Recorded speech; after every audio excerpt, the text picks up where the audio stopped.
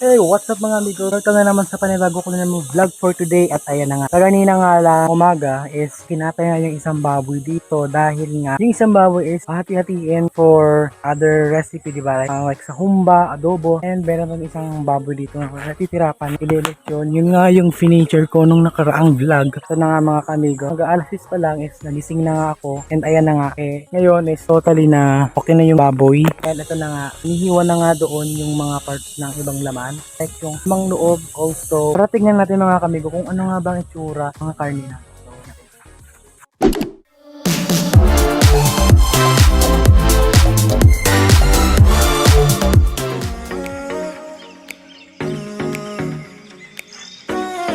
Ginagawa mo.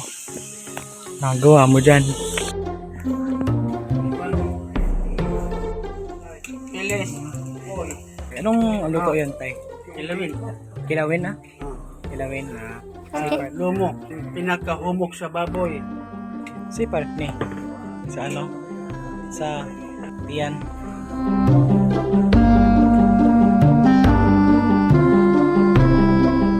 Mga kamigo, dahil naluto na nga yung ibang part ng baboy, ito na nga nagluto na nga yung tatay ko ng anong pangalan nito doon?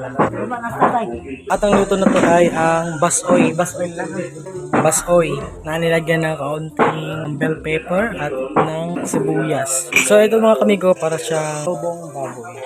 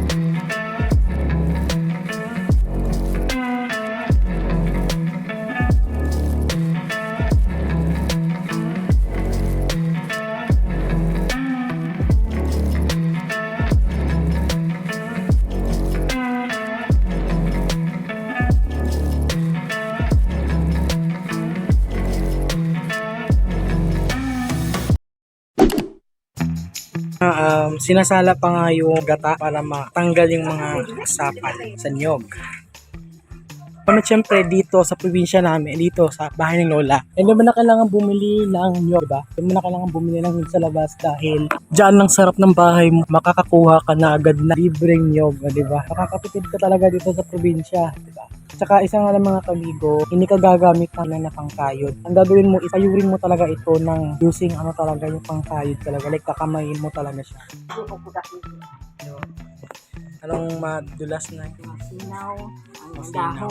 dahon. Sa musino like, ano? Tagalog masinaw. Kintab. So yung ginagawa dito is, kumintab daw yung dahon ng saging. Like ganito, yung kintab. Smooth.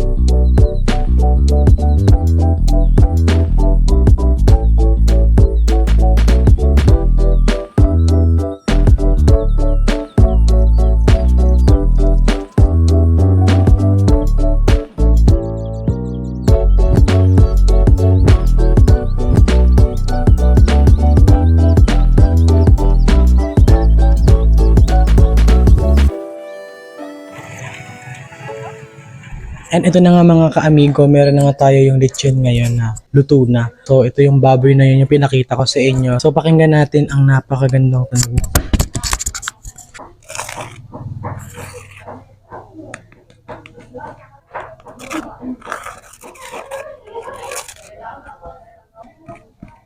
O diba? Gusto niyo yun?